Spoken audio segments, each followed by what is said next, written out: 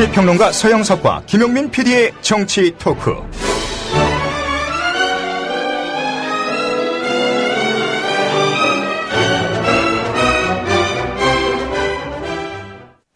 네, 일주일에 두 차례 여러분과 만나고 있습니다. 서영석, 김용민의 정치 토크.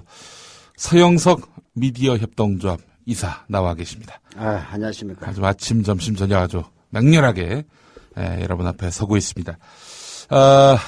오늘 또 수요일을 맞아서 특별한 손님을 모셨죠. 네. 예, 저희가 광고를 듣고 모시도록 하겠습니다. 국민TV 뉴스가 창간했습니다. 빠르고 정확한 뉴스, 국민TV 뉴스의 텍스트 버전을 여러분 앞에 내놓습니다. 국민TV 라디오의 각종 콘텐츠를 이제는 읽으실 수 있습니다. 뉴스.국민.tv, 국민TV 뉴스에서 세상의 모든 뉴스와 만나세요.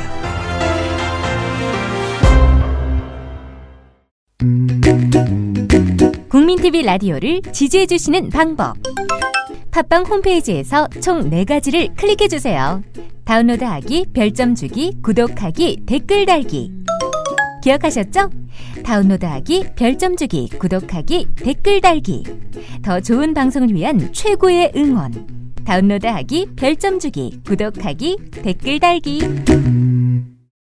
네, 판사 출신이시면서 대전 서구의 지역 기반을 두고 계시고 현재 국회 국정원 선거부정 관련 국정조사 특위의 위원으로 맹활약을 하시는 박범계 민주당 의원을 이 자리에 모셨습니다.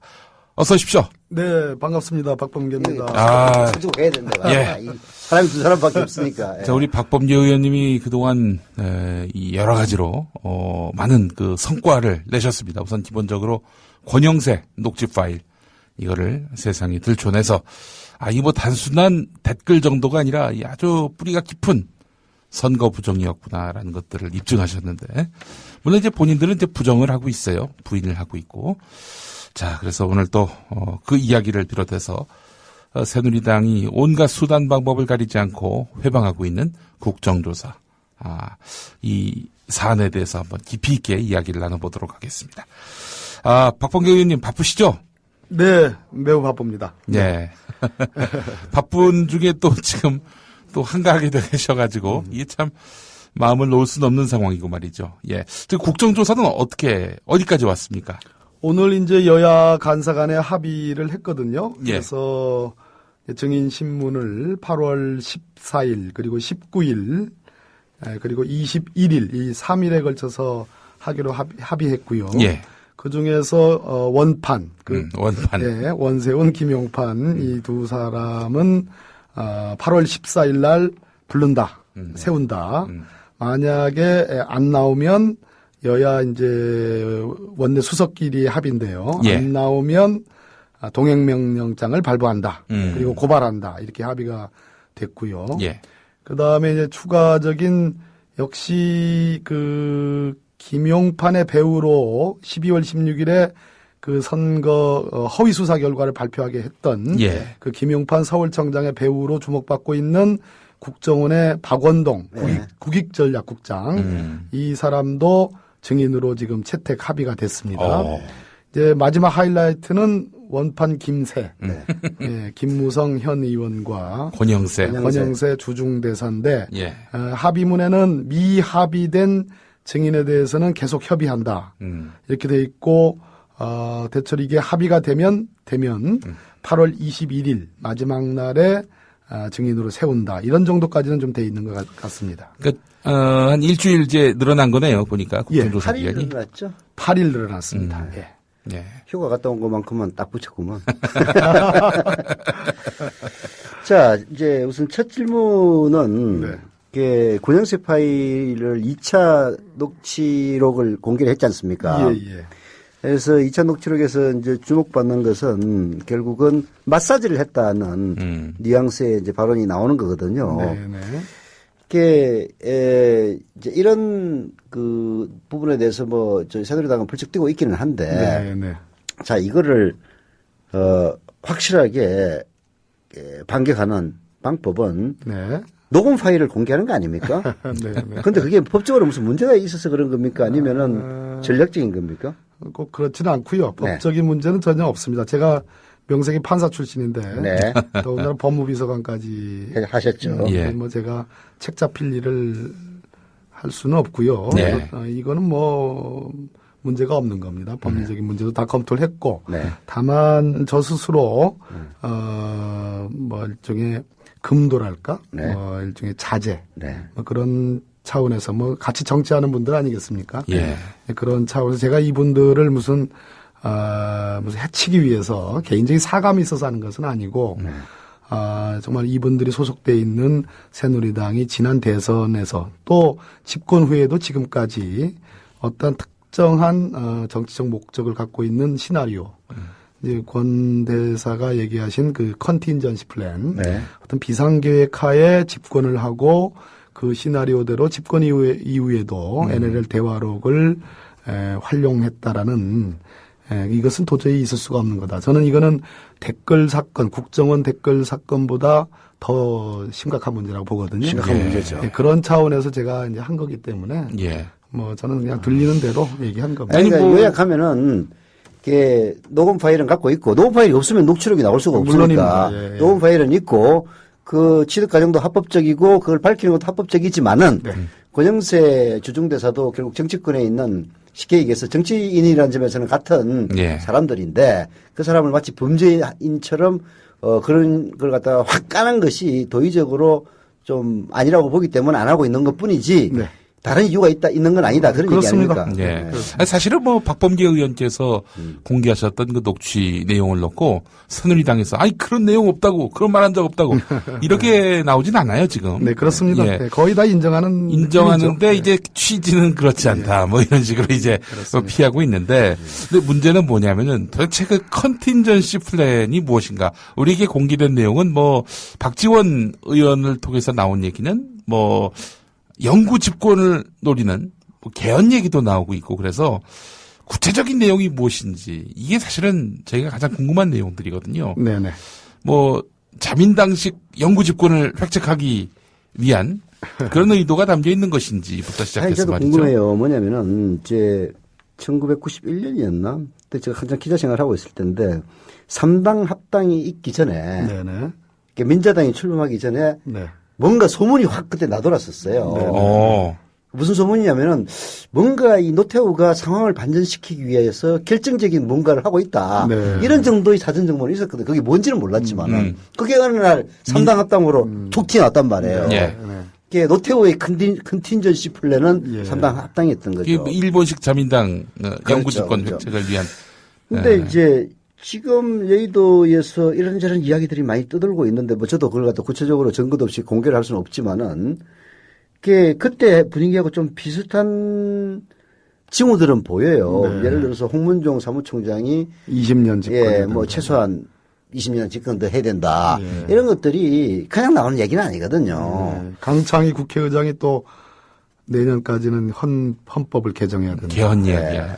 그래서 제가 좀 설명을 드리면 뭐 이런 청취자들 위해서. 겁니다. 결론부터 얘기하면 저는 한 보름 전, 한 3주 전까지는 이 컨틴전시 플랜이 굉장히 우리를 전부 다 아우슈비츠 광산으로 또는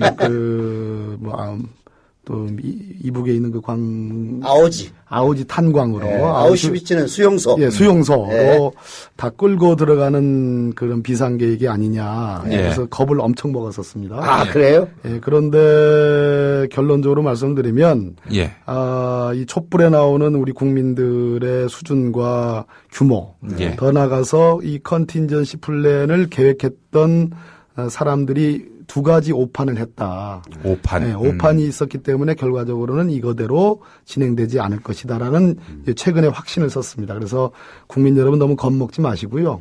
하나하나 제가 설명을 좀 드리겠습니다. 이런 것 같습니다. 최초의 NLL 대화록을 본 사람이 있습니다. 예. 그 사람은 일정한 편견을 갖고 있는 사람이죠. 그래서 편견에 의해서 대화록을 자기가 보고 싶은 것만 보다 보니까 노무현 대통령이 NLL을 포기한 거라는 확신을 갖고 있었던 겁니다. 그래서 그거를 MB한테 두 차례 보고를 합니다. 2009년과 2010년입니다. 네. 그 직전에 무슨 짓을 했냐면은 원세훈 국정원장이 취임한 직후에 이 NLL 대화록을 1급 기밀 문서에서 2급으로 강등을 시킵니다. 2급이 되면 예. 장관이나 국회의원들 그렇습니다. 네. 그 강등을 시키고 소위 대화록 검토 보고서라는 걸 국정원이 작성을 합니다. 대화록 검토 보고서. 이것이 2009년 3월과 5월에 있었던 일들입니다. 그게 이른바 발췌본입니까? 발췌본입니다. 네. 바로 이게 중요한 얘기인데요. 악마의 편집으로 제가 명명했던 악마의 편집. 이 발췌본과 요약본이 5군데, 5장면이 나옵니다. 네. 첫째 MB한테 보고했을 때의 두 차례의 그 발췌본과 요약본 두 번이죠. 그러면 2개 있습니까? 그건 저도 모르겠습니다. 하여튼 서로 다른 건가요? 예, 같은 건지 다른 건지도 모르겠습니다. 몰라요. 그런데 2009년과 2010년에 두 차례 그리고 정문원 의원이 자기가 고백했듯이 자백이죠. 자백. 범행이니까. 자백했듯이 가지고 나와서 그 권영세 대사한테 그 당시 이제 종합상황실장입니다. 네. 그리고 김무성 종합본부장, 선대본부장에게 보고했을 때의 그 요약본 혹은 발췌본이 있을 것으로 보여지고요. 이게 세 번째 장면이고 네 번째 장면은 정문원 의원을 저희 민주당이 고발을 해서 검찰이 작년 12월부터 올 2월까지 수사를 하고 무혐의를 합니다. 네. 이때 국정원으로부터 제출받았던 발췌본 요약본이 있습니다. 요거는 6페이지짜리로 추정이 됩니다. 그리고 이것이 이제 네 번째 씬이고요. 다섯 번째 씬은 이번에 서상기 정보위원장에게 네. 남재준 국정원장이 6월 20일 날 갖다 바쳤던 발췌본. 네. 요때는 아주 요상합니다. 서상기 위원장이 열람 요청서를 어제 제가 그저께 국정조사에서 밝히는 일인데요. 열람 신청서를 국정원에 제출했는데 그 열람 신청서 안에 열람 목적이 미기재인 상태, 공란으로 되어 있습니다. 오. 이게 어마어마한 얘기거든요. 목적도 그런데 없이. 목적이 없습니다. 예. 이건 심각한 얘기죠. 남재준 국정원장이 그걸 불었습니다. 네. 오후에 머뭇머뭇거리고 이렇게 뭐 대답 안 하려고 그러다가 제가 막 호통을 쳐가지고 밤에까지 가져와라 했더니 그것을 불었습니다. 네. 이 5번의 발췌본과 요약본이 나오거든요. 네. 이 마지막 5번째 것은 그 다음날 조중동에 다 보도가 됐습니다. 네. 6월 20일 날 겁니다. 네. 근데 요거는 8페이지짜리입니다. 네. 또 아까 검찰에 제출했던 6페이지짜리하고 또 다릅니다. 근데 이 8페이지짜리, 분량이 늘어난 8페이지짜리를 제가, 원본하고 그 전문하고 비교를 해보니까 네. 노무현 대통령이 정확히 NLL 포기가 아닌 NLL을 사수한다라는 네. 해석이 가능한 노무현 대통령의 유리한 부분. 네. 2페이지 분량이 쏙 빠져 있는 겁니다. 완전히. 이 악마의 편집이죠. 네. 그거를 갖다가 아리까리한 거죠. 네. 아리까리한 거를 가져다가 MB한테 써먹고 또 지난 대선 때 써먹고 이번엔 남재준 국정원장이 서상기 정보위원장한테 줘가지고 조중동에게 다음날 대수특필된 데 써먹고 이렇게 일관되게 이게 있었다는 거죠. 그랬을 때 다시 원래로 돌아가면 최초의 이 사람 이걸 보고 기획했던 사람은 NLL 대화록만 까면 완전히 민주당은 초박살 난다. 네. 특히 민주당 안에 뭐 문재인 후보나 문재인 의원이나 또는 소위 말하는 친노 네. 이런 세력은 괴멸적 타격을 입는다라는 선입견이 있었다는 사실 거죠. 그럴 리가 없죠. 예. 예. 그런데 국민들이 정작 까놓고 보니까 외신도 그렇고 우리 국민의 60% 가까운 분들이 이건 NLL 포기가 아니다. 사수다. 이렇게 판단해 준 겁니다. 네. 여기서 오판이 있었던 거고요.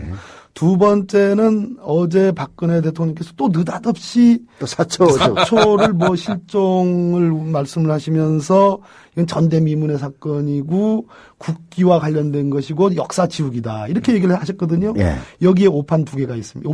두 번째 오판이 있습니다. 무슨 얘기냐? 사초라고 얘기하는데 이건 대화록이죠. 그렇죠. 대화록이 국가기록원 가보니까 없습니다. 예. 없는 건 맞습니다. 네. 근데 왜 없느냐? 네. 여러 가지 가능성이 있습니다. 네. 뭐 새누리당이 주장하듯이 이관을 하지 않았다. 예, 뭐 그럴 수도 있고. 그럴 수도 있고. 가능성이야. 네, 가능성이에요. 네. 우리가 주장하듯이 엉망으로 관리했다. 그래서 네. 못 찾았을 가능성도 있고요. 예. 세 번째 이관은 했으나 누군가 손을 대서 폐기했을 가능성이 있다. 이명박 정부에서. 예, 이런 가능성들은 다 있는 다 겁니다. 있죠. 예. 그러나 어찌 됐든 간에 가장 최악의 경우라 하더라도 네. 실제로 수사를 해봤자 네. 이미 노무현 대통령은 고인이 되셨습니다. 네. 그러면 수사를 해봤자 가장 나쁜 시나리오를 상정하더라도 무슨 뭐 형사 처벌을 할 수가 없죠. 사법의 대상이 안 됩니다. 그렇죠. 그 휘하에 뭐 비서관들이나 무슨 뭐 실무자들이 어떻게 했다 하더라도 가장 나쁜 시나리오를 가정하더라도 문제가 안 되는 겁니다. 그렇죠. 그런데 대통령이 잊혀질만 하니까 딱 얘기를 했습니다. 그러면 실종 사건만 두드러지느냐? 저는 실종 사건과 아까 제가 말씀드린 대화록의 악마의 편집과 유출, 대선 활용, 악용, 네. 그리고 금년 이번 정권에 들어와서도 6월 20일과 24일에 전문 공개 네. 한 이것까지도 이 악마의 편집과 유출 공개 악용까지도 같이 두드러지는 거거든요. 네. 그러면 이건 수사 안 할 수 없는 거죠. 그랬을 때 궁극적으로 이 악마의 편집과 유출 공개 악용에는 지금 새누리당 선대위에 1인자, 2인자가 다 포함되어 있고요. 현직 국정원장이 관련돼 있고 현직 정보위원장이 관련이 돼 있는 문제입니다. 그렇죠. 그럼 누가 아플까요? 근데 대통령께서 어제 잊혀질만 하니까 얘기를 한 거예요. 네. 왜 그렇게 했을까요? 오판이 있다는 거죠. 제가 아까 말씀드렸듯이. 이거는 까면은 다 죽는다라는 오판이 있는 오판. 거고. 네. 그게 첫 번째 오판이고. 사초라고 표현되는 거, 이 실종 사건이 이것이 터트리면 문재인 의원이 무슨 망신을 당하고 사법 처리가 될 수도 있고 네. 그 휘하의 비서관들이 사법 처리가 될 수도 있다라는 그건 또 오판. 네. 오판이죠. 그래서 검찰의 일종의 수사의 가이드라인을 제시한 거라고 저는 보는 겁니다. 수사에 이게 오판으로 하셨다 이런 얘기네요. 그렇습니다. 그래서 과연 누가 이렇게 대통령을 오판을 하게 만들었을까? 이것은 청와대에 오죽했으면 참 잊혀진 오래되신 그 올드보이의 유신의 부활이라고 귀환. 할 수 있는 유신의 추억이라 할 수 있는 그 어르신께서 귀환하시겠습니까? 자, 재미있는 해석인데요. 그게 국가기록원에 그 남북 정상 대화록이 정치권에서 찾으려고 했다 실패를 해서 없다고 결론을 냈지 않습니까? 네, 그렇습니다. 거기에 대해서 가능성을 세 가지를 두셨는데요. 최악의 가능성. 진짜 노무현 정부가 나빠가지고 그걸 없앴다. 뭐 그럴 가능성도 뭐 가능성이니까 완화되고 감추고 싶어서. 뭐 감추고 싶어서 지금 그 가설이 맞지 않은 게 예. 국정원보는 보관이 돼 있거든요. 그러니까 말이 안 대통령이 말 다 감추고 싶었으면 국정원 없애라고 그러지. 없애라고 하죠. 근데 또 새누리당 지어내는 말은 그 국정원 것도 지우라고 했는데 용케 안 지었다. 뭐 안 그렇게 또 지웠다. 말을 지어내더라고요. 하여튼 논리 싸움은 그 덮어 씌우기는 새누리당하고 게임이 안 돼, 민주당이. 여하튼 뭐. 거기는 이제 두껍고 우리는 그래도 양심이 좀 있어요. 예. 그래서 뭐 그런 첫 번째 거를 아주 말도 안 되는 가정이지만은 노무현 정부가 없앴을 가능성도 있지만은 관리 부실로 없어질 가능성도 있는 거고 세 번째는 이명박 정부가 의도적으로 몰래 폐기했을 가능성이 모든 것이 다 있는 건데 결국은 박근혜 대통령에게 조언하는 그룹들이 이거는 수사하면은 자, 이른바 친노들 다 괴멸시킬 수 있습니다. 이렇게 보고를 해가지고 그런 말이 나오게 했다. 이렇게 이제 해석이 되는 거네요. 저는 그런 시나리오가 있었다. 네, 이렇게 보는 거죠. 아, 왜 그렇게 머리가 나쁘죠? 특히 더 심각한 건요. 네. 제가 이번에 이제 대화록이 없는 걸 보고서 쭉 한번 추적을 해봤습니다. 네. 그랬더니 작년에 정문원 의원이 NLL 발언을 최초의 통일부 국정감사에서 10월 8일 날 했습니다. 작년 10월 8일. 작년 10월 8일에요. 네. 그 10월 8일 날 하고 나서 대통령 선거가 12월 19일 날 치러졌지 않습니까? 네. 두 달. 이 두 달 동안 무려 NLL을 키워드로 하는 기사가 네. 9,500건이나 나왔습니다. 아, 그렇게 많이 이거는 나왔습니까? 지금 새누리당이 국정원 댓글 사건은 73건밖에 안 된다 그래가지고 이거 무슨 선거에 영향을 미쳤겠냐 이렇게 얘기하지 않습니까? 이건 뭐 빙산의 일각인데요. 네. 적어도 NLL 포기 어쩌고 이거의 가능성으로 9,500건의 기사가 나왔다는 것은 이건 선거에 직접적인 영향을 미친 거거든요. 그런데 중요한 거는 작년 10월 8일 날 정문원 의원이 이 얘기를 하고 나서 정확히 열흘 뒤인 10월 17일 날 네. 제가 오늘 뽑아왔습니다. 문화일보와 네. JTBC가 네. 똑같은 내용의 보도를 합니다. 네. 여권 고위 관계자를 취재원으로 해가지고 네. 국가기록원에 남북 정상회담 대화록 없다. 네. 보관되어 있지 않다. 네. 이 얘기를 보도를 합니다. 특종으로. 네. 우리가 지금 이제 와서 이거 시끄러워져가지고 이제 주목하기 시작했는데 그 당시는 주목을 거의 못한 기사입니다. 똑같은 날 10월 17일 날 여권 고위 관계자. 그리고 이 두 기자는 문화일보 이 기자와 JTBC 이 두 기자는 다 청와대 출입 기자입니다. 아, 청와대에서 이렇게 했구나. 그리고 더욱 중요한 거는 정문원 의원이 검찰 수사를 받았잖아요. 네. 이 대화록과 관련해 가지고. 그런데 이 검찰에서 무혐의를 하면서 수사 결과 발표문을 보면 국가기록원 관계자를 담당자를 조사했다고 나옵니다. 네. 국가기록원 담당자를 왜 조사합니까? 있는지 그 당시는 대화록에 어떤 내용이 있느냐, 네. 대화록의 성격이 뭐냐, 이것만 조사하면 되는 건데 국가기록원 담당자를 불렀다는 것은 기록원 안에 대화록이 있는지 없는지를 조사했다는 얘기거든요. 이건 무슨 얘기입니까? 그러면 있는지 없는지를 조사했다면은 그 기록원 담당자는 실제로 봐서는 안 되는 기록원의 팜스 시스템에 들어가가지고 봤다는 가설이 성립되는 거죠. 그렇죠. 그래야만 이거는 법 위반입니다. 없다는 걸 알 수 있는 거죠. 네. 그래서 이번에 우리가 열람위원들이 들어가서 보니까 이지원에서 봉화마을에서 반환받은 그 이지원 그거는 2번이나 로그인이 누군가 들어가서 본 거예요. 그러면 최종적으로 그러고 나서 이 조명균 비서관이 뭐 대통령의 지시에 의해서 폐기했고 보관하지 않았다. 네. 뭐 이런 진술을 했다라고 검찰을 취재원으로 하는 기사가 중앙일보에 최근에 2번 나고 동아일보에 1번 났습니다. 예. 그럼 이거를 전부 다 종합해 보면 검찰은 적어도 올 2월 아니면 작년 말에 네. 국가기록원에 경위는 알 수 없지만 이 NLL 대화록이 없다는 것을 알았을 것이고 네. 그러면 이 알았던 것이 여권 고위 관계자로 나온다는 얘기는 여권에 이것이 정부가 공유됐고 네. 그러면 우리가 그 국회 3분의 2 동의로 NLL 국가기록원에 있는 대화록을 보자라고 했을 때 이 사람들은 다 알고서도 그래, 가봐라, 없다. 덫을 파놓고 네. 물론 우리가도 참 모양이 꼴사놓게 됐지만 덫을 파놨고 거기에 우리가 걸려든 거 아니냐 하는 참으로 기가 막힌 추정도 가능하다. 그런 추정도 가능하죠. 근데 제가 늘상 궁금했던 거 하나만 여쭤볼게요. 그 국가기록원에 그 대화록이 존재하느냐, 존재하지 않느냐. 그건 사실 좀 중요하지 않다고 본 거는 뭐냐면은, 국정원에 대화록 원본이 있지 않습니까? 있습니다. 예. 그리고 똑같은 게 국가기록원에 있는 거고, 그리고 국정원의 그 원본도 결국은 공개를 했지 않습니까? 그렇습니다. 그러면은, 있는데 이거 보면 되지. 왜 국가기록원을 꼭 보려고 하느냐. 그러면은, 그렇게 주장했던 문재인 의원이나 민주당에서는 심지어는 국정원이 보유하고 있는 대화록 전문도 좀 왜곡된 게 아니냐라고 생각을 하지 않았다면은 이걸 다시 보려고 할 이유가 없는 거 아니에요? 똑같은 건데. 바로 그 점입니다. 네. 제가 아까 모두에 말씀드렸던 소위 그 발췌본과 요약본, 네. 국면마다 등장했던 그것 가지고 흔들어대고 그것 가지고 낭독하고 그것 가지고 협박하고 그것 가지고 또 조중동에 보도되고 이런 과정에서 우리 스스로가 네. 도대체 국정원이 보관해서 공개된 그 대화록과 네. 국가기록원에 보관되었을 것으로 추정되는 그 대화록이 혹 다른 거 아니야? 네.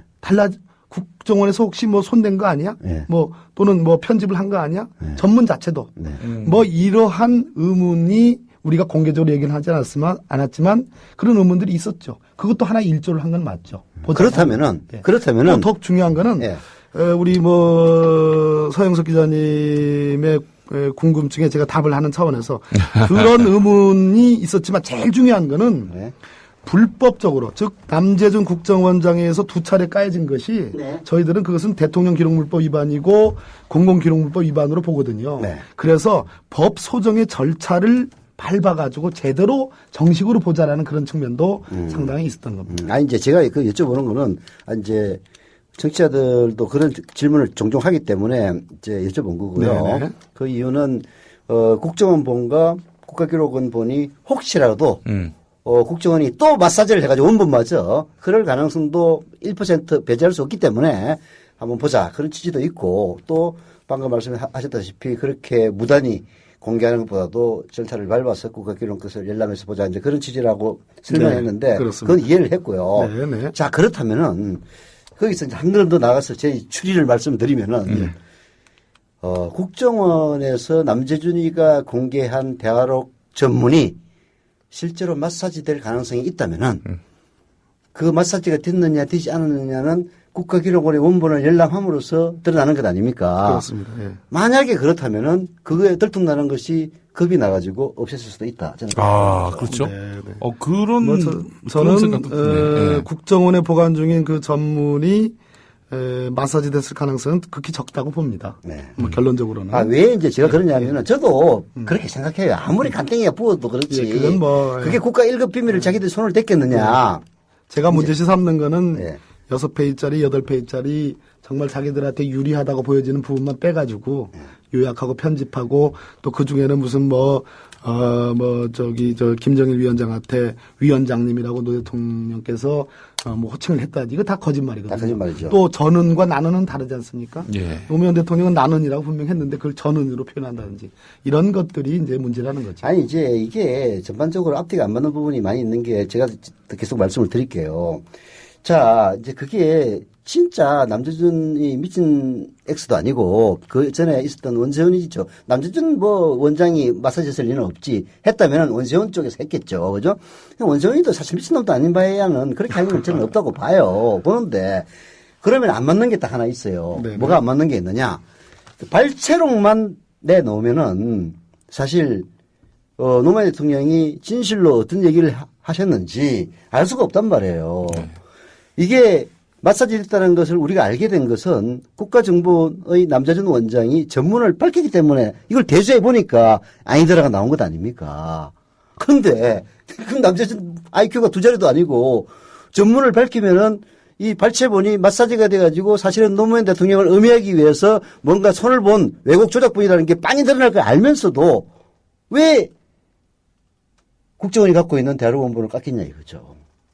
그게 남재준 원장은 그게 가능성 2가지예요. 이 원본을 안 읽어봐가지고 발췌록하고 똑같을 거라고 생각을 하고 그렇습니다. 깠을 수도 있죠. 그렇죠. 그렇다면 진짜 국정원장 자격이 없는 제가 사람이죠. 오판을 얘기를 한 것이 그건데요. 네. 바로 그겁니다. 그저께 이제 국정원 기관 보고 비공개로 진행된 거기서 제가 중요한 사실을 발견했습니다. 이분이 끝까지 NLL을 포기다가 주장하더라고요. 그럼 근거가 뭐냐? 완전히 주관적인 해석입니다. 이 얘기를 해요. 그 김정일 위원장의 주장, 그 주장은 이렇습니다. 김정일 위원장은 NLL이라는 우리 이제 북방 한계선이 있지 않습니까? 그리고 북한이 주장하는 해상 경계선이 있습니다. 해상 군사 경계선. 그것은 NLL 이남으로 돼 있습니다. 그렇죠. 근데 실질적으로 우리가 종전 이후에 정전 협정 이후에 이것을 사실상 우리 군대에 의해서 관할되어 오지 않습니까? 몇 번의 그 해전이 있었습니다만은. 그런데 북한의 김정일 위원장은 그 NLL과 그 이남의 북한이 주장하는 해상 경계선 사이에 소위 노 대통령이 주장하시는 평화협력지대를 거기다 설정을 하자. 이렇게 김정일 위원장은 주장합니다. 그러나 노 대통령은 단호히 거기에 대해서 인정을 하지 않습니다. 안 하고 소위 등거리 등면적이라는 게 그거거든요. 대화록 자체는 없습니다. 그렇죠. 그래서 이제 전후문서, 사후문서가 중요하다는 게 지금 국회에 와 있습니다. 새누리당이 끝까지 이거 안 보자는 이유는 그것만 까면 노 대통령의 진정성이 그대로 드러나는 거거든요. 그것은 NLL을 기점으로 해가지고 등거리 등면적으로 다섯 군데의 소위 공동 어로 구역이 설정이 되는 그런 곳입니다. 그것이 노무현 대통령의 생각이고 그런데 왜 구상입니다. 남재준은 그렇게 이해를 그런데 예. 바로 그겁니다. 우리 서영석 기자님이 말씀하신 것처럼 제가 보기에는 전문을 다 안 읽은 겁니다. 또는 왜곡된 요약본과 그 발췌본을 읽었거나 네. 혹은 전문을 읽었다고 얘기를 한다면 말 그대로 그렇지 않습니까? 자기가 우리가 보고 싶은 것만. 그렇죠. 우리가 저 공부할 때도 옛날에 그 국사책 공부할 때도 참 일본 역사 나오는 부분은 읽기 싫어가지고 그냥 대충 있지 않습니까? 잘 안 외워지잖아요. 물론 일본 역사를 특히 좋아하는 사람들이 있습니다. 유전적으로.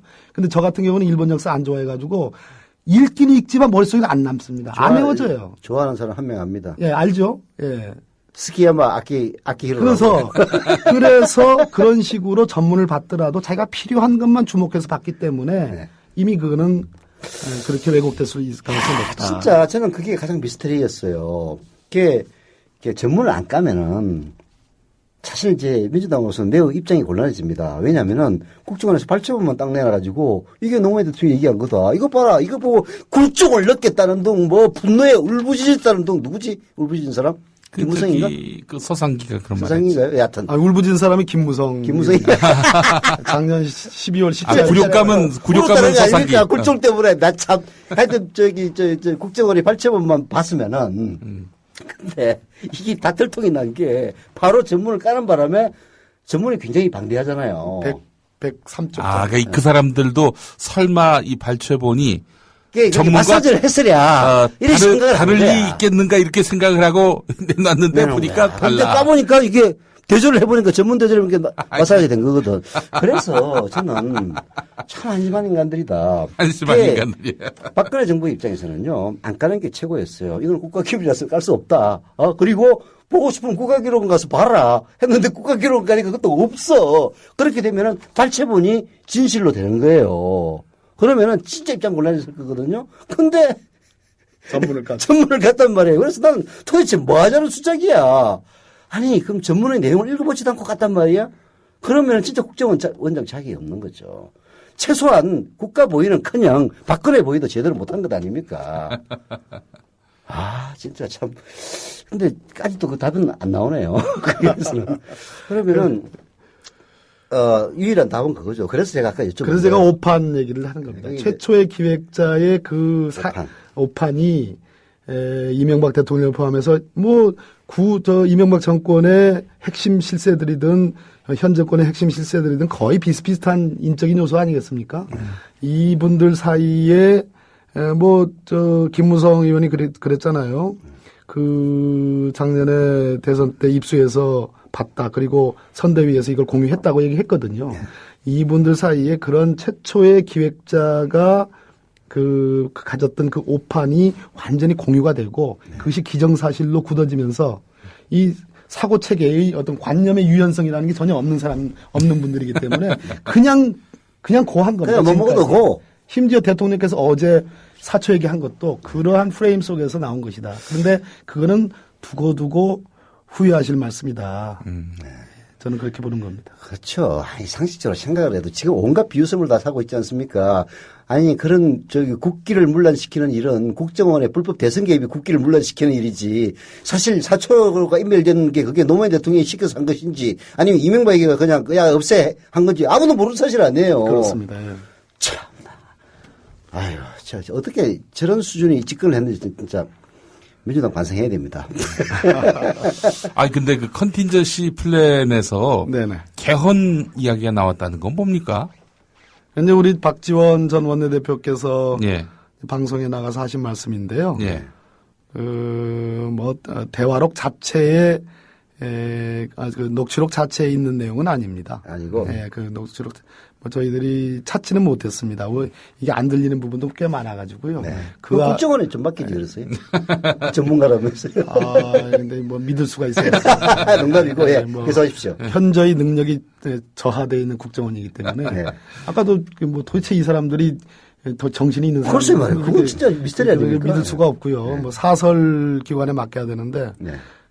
아무튼 찾지는 못했고요. 그런데 그런 겁니다. 아까도 지적하셨듯이 새누리당의 홍문종 사무총장이 처음에는 박근혜 정부의 임기가 끝난 뒤에도 10년 정도는 더 집권해야 된다. 이렇게 얘기하다가 탄력받았던 지난 한 20일 전인가 한 달 전에는 이때가 최고 이제 탄력받을 때 아니겠습니까? 네. 그때는 최소 20년 더 집권해야 된다. 이 얘기 나오고 지난 7월 17일 재헌절 때는 소위 7인의 멤버시죠. 강창희 국회의장님. 대전 국회의원이시라 제가 세게는 미안하긴 합니다만은 어찌됐든 공교롭게도 내년까지는 개헌이 돼야 된다. 이런 말씀을 했습니다. 그렇게 놓고 보면 원래 이 컨틴전시 플랜은 집권이 끝나면은 이게 폐기가 돼야 되는데 그 뒤로도 이게 폐기가 안 되고 이 대화록을 가지고 계속 이어진다면 장난을 치고 있는 거 아니냐. 그러면은 또 다른 계획이 있다 이렇게 또 다른 계획이 있는 거 아니냐고 이제 그런 추정이 가능한 거죠. 아니 개헌을 한다면요 어떤 식으로 개헌한다는 겁니까? 지금 정치권에서 거의 합의가 돼 있는 최소한의 합의이긴 합니다만은 개헌이라는 것은 4년 중임제 개헌을 하는 것 아닙니까? 근데 4년 중임제 개헌을 하면 걔들이 20년 집권할 수가 있나? 그건 좀 앞뒤가 안 맞는 것 같은데요. 그러니까 이제 결국은 괴멸적 타격을 입힐 수 있는 카드가 뭐냐. 그것을 이제 계속 뭐 제가 중복해서 말씀드리지만 NLL 대화록이다. 이렇게 본 거죠. 그 오판이 계속 이어지는 겁니다. 네.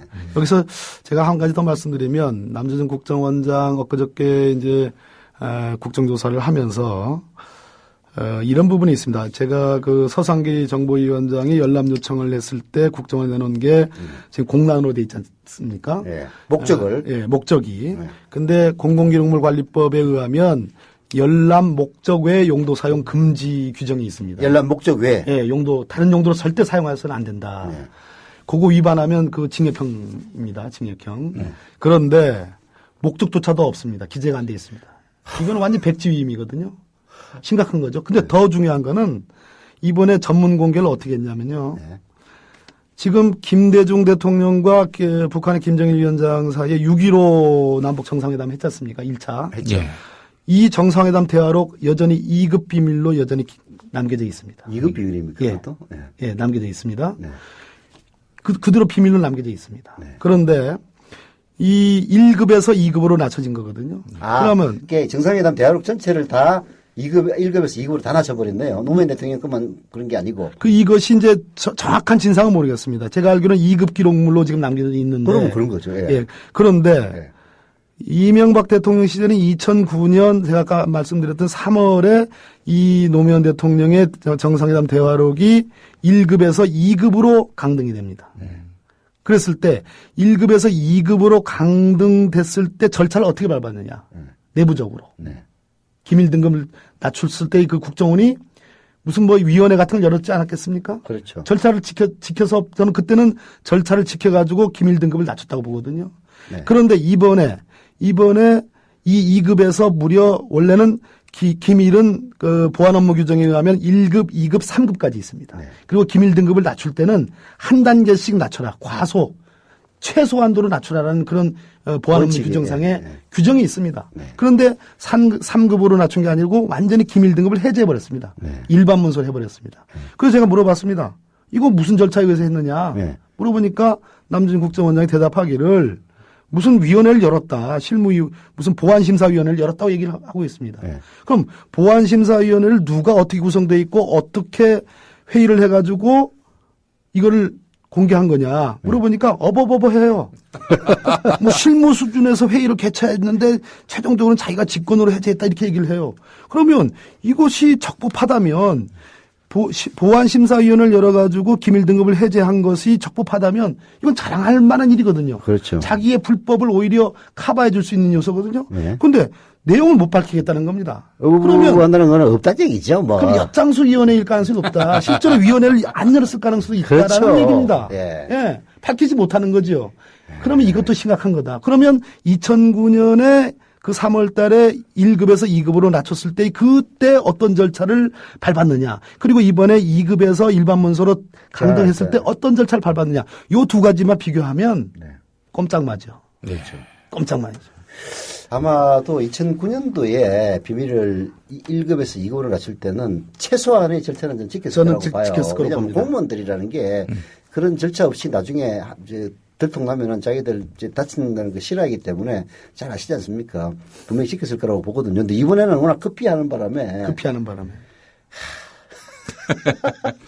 네, 오늘 서영석 김용민의 정치 토크는 박범계 민주당 의원, 요즘 국조특위위원으로 아주 맹활약을 하고 계시는데요. 함께 만나보고 있습니다. 강원도 춘천 출신 새누리당 김진태 의원입니다. 국정원 여직원의 선거 개입은 사실 무근인 것으로 밝혀졌습니다. 오히려 이 사건은 야당에 의한 여직원 인권 유린 사건이었다고 보아야 합니다. 네, 새누리당 원내대변인 신의진입니다. 하지만 민주당은 북한과 종북 세력이 하고 있는 주장을 똑같이 반복하고 있습니다.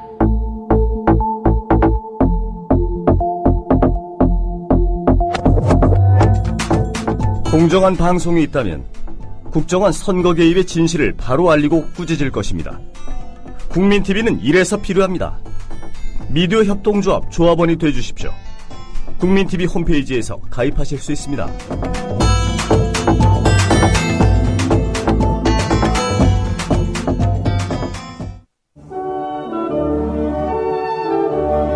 지금 여러분께서는 서영석, 김용민의 정치 토크와 함께하고 계십니다.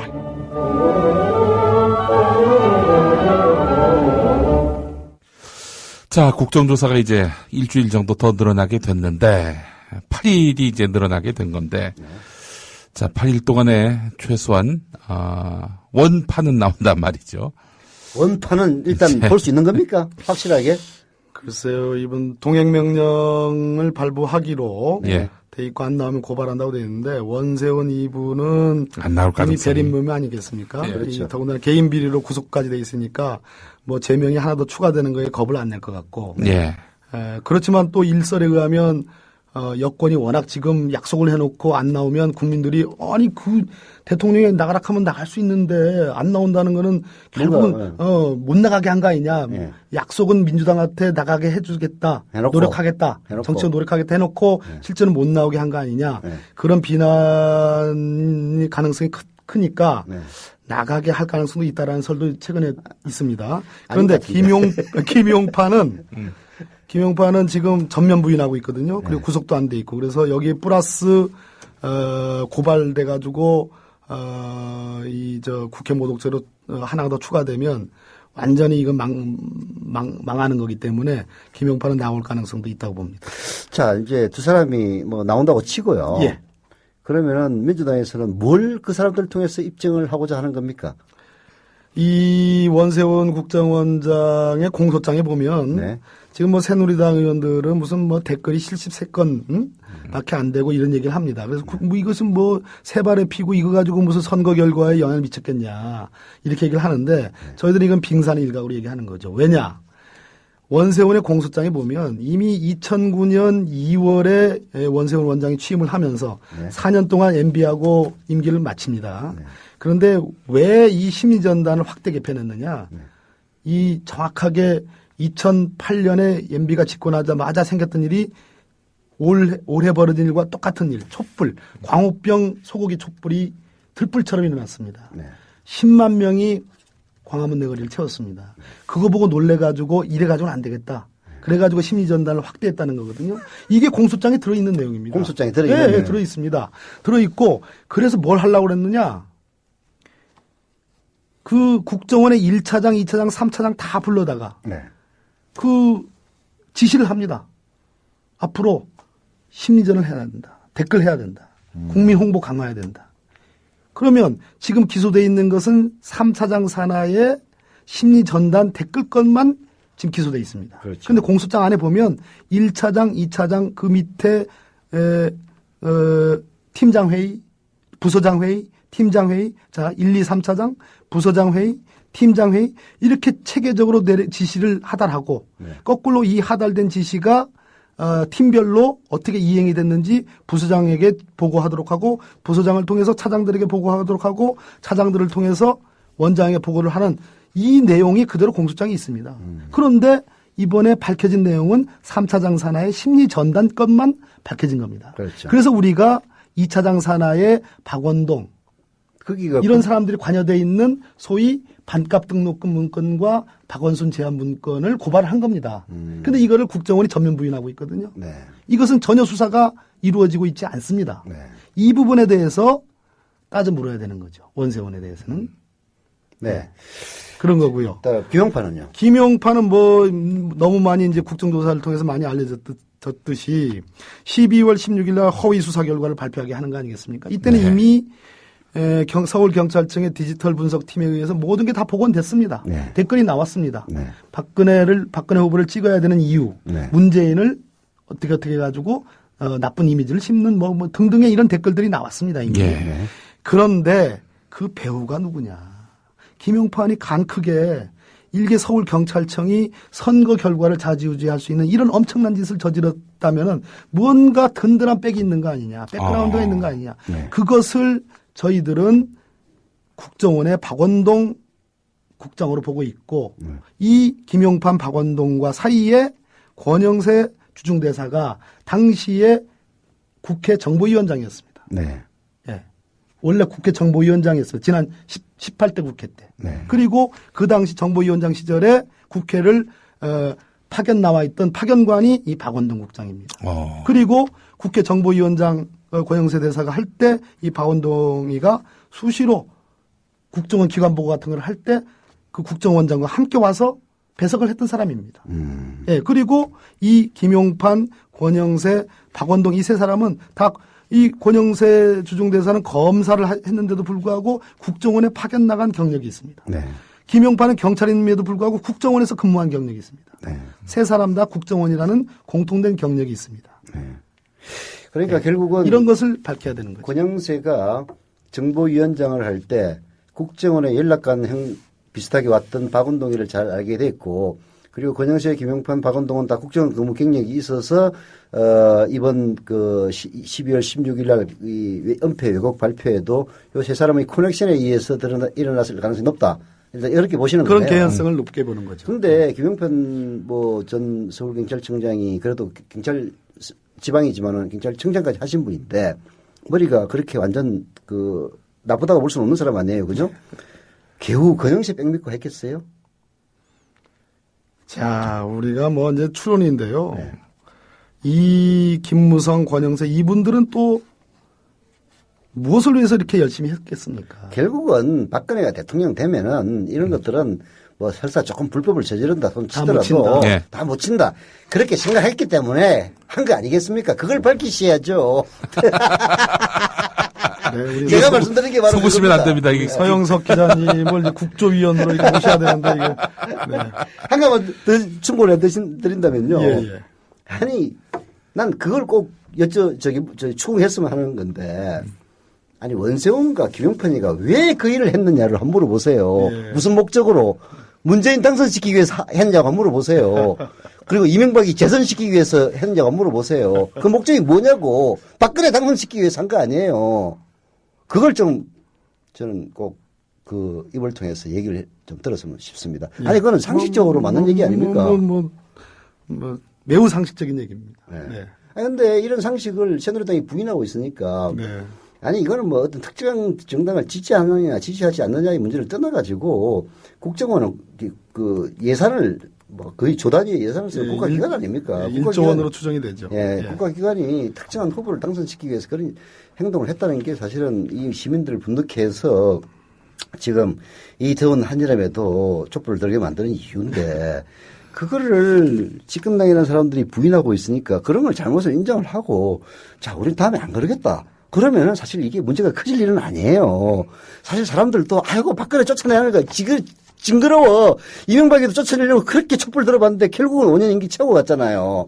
그래서 박근혜 대통령이나 그 주변에 있는 사람들이 조금 반성하고 국정원 개혁하겠다고 나오면은 다 그냥 촛불 끄고 집에 갈 사람들이라고요.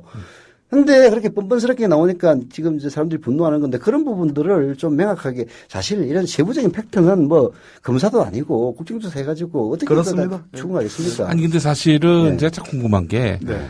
아주 그 뭐랄까요 그 명확하게 진상 가리고 그렇게 해서 처벌할 사람 처벌하고 원칙적이고 상식적으로 대응하면 될 문제인데 지금 박근혜 정부는 계속 이 본질은 회피하고 돌고 돌고 돌아서 이 본질로부터 점점 멀어지고 또 게다가 시민들이 촛불을 드니까 계엄령 카드를 만지작거리면서 이렇게 또 굉장히 그것도 참 오비락이라고 보기는 참 어려운.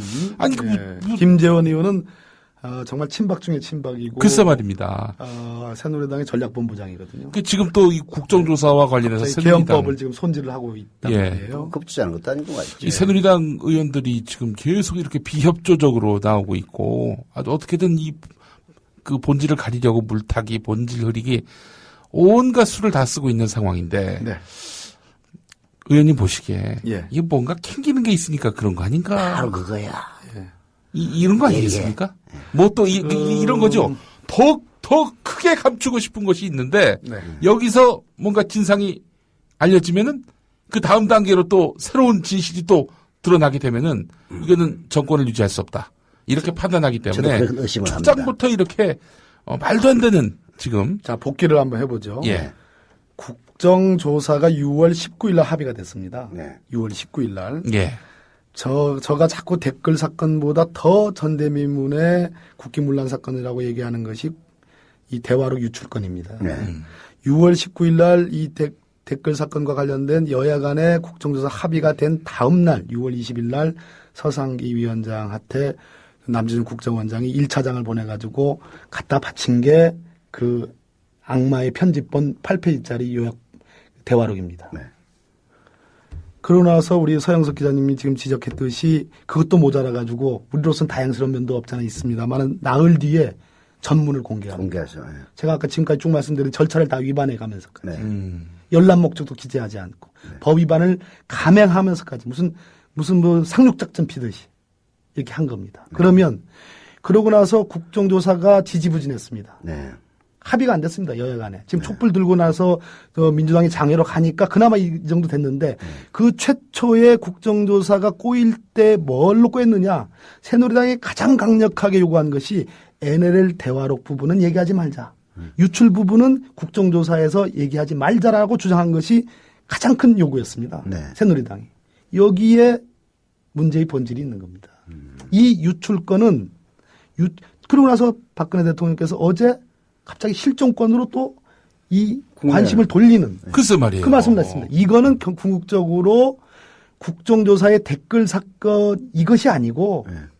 대화록 유출권, 악마의 편집 후 유출 악용한 여기에 문제의 본질이 있다. 이거를 진짜 심각하게 보는 거다.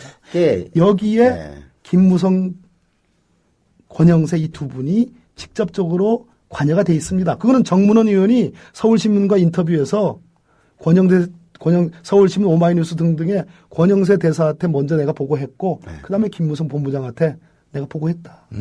다 한 얘기입니다. 이 증거까지 다 확보돼 있는 얘기입니다. 그러면 이분들은 어떤 분들이냐? 지난 대선에 박근혜 후보 캠프의 1인자, 2인자입니다. 그렇죠. 1인자, 2인자입니다. 그러면 아까 말씀하신 것처럼 궁극적으로 그러면 이거는 뭘 가리기 위한 것이냐? 박근혜가 알았다는 사실을 가리기 위한 거구만. 저는 뭐 확인해 드리긴 어려운데. 아니 뭐 제가 출연하는 거니까 박 의원님하고 아무 상관없습니다. 그 지금 게시판에도 계속 올라오는데 설마 뭐 이런 정도로까지만 했겠는가? 뭐 하면 뭐든 다 할 수 있는 정권이다 보니 개표 부정도 획책했던 거 아니겠는가? 이렇게 시민들 사이에서 목소리들이 나오고 있습니다. 뭐 온갖 의심들을 이제 사실 새누리당이나 박근혜 대통령이 이제 자초하고 있는 자초한 거지. 네, 그런 행동인 것 같아요. 아까 제가 오판. 예, 이게 결국 그 이유는 오판에서 출발했다. 예. 오늘 우리 박bun계 의원님한테서 좋은 거 하나 건졌습니다. 네. NLL만 까면은 니들 다 죽었어. 예. 라고 오판한 거네요. 그래서 그렇게 하다가 이거 깐 과정이 드러나면은 야 우리가 다 뒤집어 쓰겠구나 해서 이걸 적극적으로 가리고 있고 뭐 그렇게 하면 대충 설명은 될 것 같습니다. 컨틴전시 플랜 이게 이런 게 이런 것들이 있는지도 모르겠고 네. 기본적으로 그 친구들이 컨틴전시 한 스펠링 한번 써보라고 해보고 싶어요. 저 얘기가 바로 그 얘기예요. 제대로 컨틴전시가 뭔지를 알고 하는 얘기인지. 아이고. 자, 이제 뭐 거의 마무리할 시간이 됐는데, 우리 박범계 의원님, 지금 뭐 시민들이 뭐 날이 갈수록 촛불의 열기는 더 높아지고 있는 상황이고, 네네. 그렇기 때문에 또 아주 어깨가 무거워지실 거라는 생각이 듭니다. 네. 저희가 봤을 때, 네. 지금 무척 애를 쓰고 계시긴 하지만, 현실적으로 국정조사에서 뭔가 이 진상이 완전히 가려질 거라고 기대하는 국민들은 많지 않습니다. 예, 사실입니다. 예. 자, 그렇다면은 이대로도 덮느냐? 대충 다음 국면으로 넘어가느냐 이럴 수는 또 없는 거거든요. 그렇죠. 자, 민주당의 전략 또 앞으로의 방향 이것도 좀 한번 말씀해 주시죠. 저는 김한길 민주당 대표가 결기를 갖고 있다고 생각합니다. 뭐 많은 비난과 비판을 받고 있는 것도 사실입니다. 또 민주당이 내부적으로 뭐 분열돼 있다. 이런저런 뭐 개파 간의 갈등이 있다. 이렇게 조중동 프레임, 소위 조선일보 프레임도 있습니다. 그러나 지금 어느 때보다도 민주당은 한 목소리를 내고 있고요. 예. 지난 주말에 있었던 장외 그 촛불 집회 때 민주당 의원 127명 중에 한 105분, 103여 분이 참여를 했습니다. 내부에 분란은 없습니다. 갈등도 없고요. 다만 전략적으로 어떤 로드맵으로 갈 건지에 대한 이견만 있을 뿐입니다. 그런데 김한길 대표 저는 민주당의 법률위원장으로서 제가 파악한 김한길 대표의 결기는 적어도 쉽게 돌아가지 않는다. 쉽게 들어가지 않는다. 원내 병행투쟁이다. 국정조사를 최대한 살리되 국정조사가 전부는 아니다. 제가 말씀드린 적어도 대화록 유출건은 전대미문에 더 심각한 사건이기 때문에 이 진상 밝혀야 된다. 그날 촛불 집회에서 이렇게 연설을 했습니다. 성역 없이 진상규명해서 처벌해야 된다. 이 성역은 누굴까요? 예. 그런 성역 압니다. 그 점을 좀, 그 말씀은 아니고요. 대통령께 한 얘기니까. 네. 그래서 그 말을 좀 주목을 해 주시고, 그런 차원에서 저는, 적어도 영수회담이 될는지, 그게 단독회담이 될는지, 또는 3자 회담이 될는지 모르겠습니다만, 매우 강력한, 요구, 주장, 제의가 있고 그것이 수용되지 않으면 적어도 민주당은 쉽게 국회로 복귀하지 않는다. 이런 정도의 결기는 저는 갖고 있는 것으로 그렇게 기대하고 믿습니다. 제발 그러기를 빕니다. 김한길 대표께서 박근혜 대통령을 만난다면은 만난 자리에서 이제 국정원에 대한 아주 획기적인 개혁 방안을 기본입니다. 그거는 제안을 하고 박근혜 대통령의 사과도 필요하죠. 사과도 필요하고 그래서 박사 아닙니까? 남의 박사. 남의 박사. 남대준 해임도 파면입니다. 정확하게는. 파면도. 잘못을 크게 저질렀으니까요. 예. 자, 하여간 민주당의 정치적도 한번 기대해보고 또 시민들 나름대로 두 번 다시 이런 일이 없도록 확실하게 경고를 해주는 옐로우 카드를 드는 차원에서의 촛불의 열기는 또 그것대로 또 이어가야 될 상황인 것 같고 말이죠. 자. 이번 10일에 큰 집회를 한다는데 민주당 여전히 하시는 거죠? 물론입니다. 예. 자, 국정조사 내실 있는 또 성과가 있기를 기대하는 마음 가져보면서 오늘 박범계 의원님 모셨습니다. 대전 서구를 지역 기반으로 하시고 또 대전 서구를 지역 기반으로 하시고 서구에 있는 우리 조합원들이나 청취자분들 좀 박범계 의원님 오늘 게시판 반응이 아주 대단히 뜨거웠고 좀 기억해 주세요. 차기 대권 주자 이런 얘기도 많이 나왔습니다. 차기 대권 주자 이름이 범계 좋습니다. 예. 자, 우리 박범계 의원님 오늘 감사합니다. 감사합니다. 고맙습니다. 서영석 김용민의 정치 토크. 네, 내일 저녁에 다시 뵙겠습니다. 고맙습니다.